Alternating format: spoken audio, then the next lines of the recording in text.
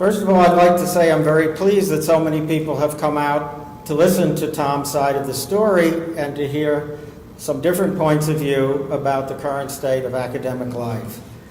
Now, my involvement of this case began on September 29th when everybody in the university, that is DePaul University, all members, faculty, students, and staff, received an email from the president of the university stating that there had been 2 incidents where students apparently had been offended, there was offensive behavior, this was in the email, and that these cases had been dealt with, and there were statements about how DePaul is a welcoming place and it does not tolerate disrespect, etc., for race, religion, sexuality, etc.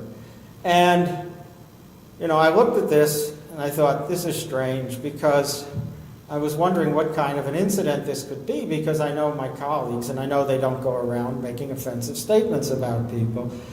So I was curious about it, and then 2 days later there was an article in the DePaul, which said that a professor, Thomas Klocek, from the School for New Learning, had been suspended for the rest of the quarter and relieved of his teaching duties after an argument with a group of students from the Students for Justice in Palestine and UMA over an argument over the Arab-Israeli conflict. Now, I grew up in a home where this was a common topic of argument. And I've gone to school and other places, and I've been involved in lots of political things, and this is a very volatile subject, and people argue about it fairly bitterly. And I could not imagine on a college campus, that someone would be suspended for getting in such an argument. Okay, so I read on the article and I looked at it, and I could see nothing in it that indicated any kind of real offensive speech was made. I mean, I didn't see any ethnic slurs, I didn't see anything. It looked like this was just an argument about the Middle East. So I sent an email to Tom. I didn't know him. I took the standard guess as to what his email would be. And I sent him an email saying, can you tell me what happened? Because this sounds like an instance of political correctness run amok.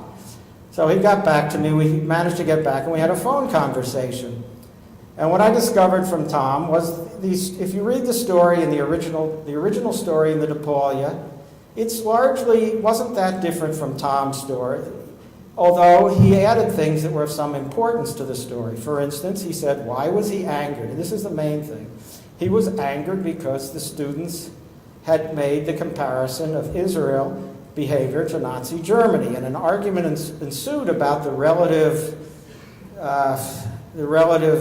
immorality of self-defense things and intentionally targeting civilians.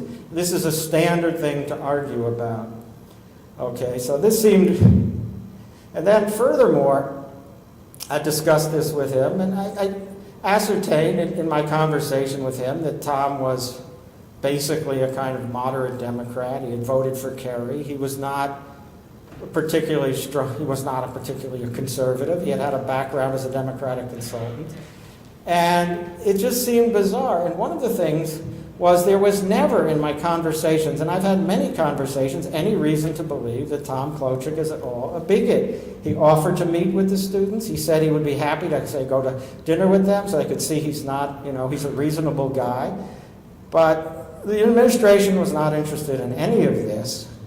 And so I started making inquiries, and I inquired with the president of Faculty Council, who sent me something from the faculty handbook, which said that the only circumstances in which a professor can be suspended from class and relieved of duty without a hearing is by a written authorization from the executive vice president, and there had to be an emergency, which clearly in this case there was not. It was just a student activities fair in which he engaged in an argument. There's no evidence of any kind in his background that there were ever any kind of conflicts with students.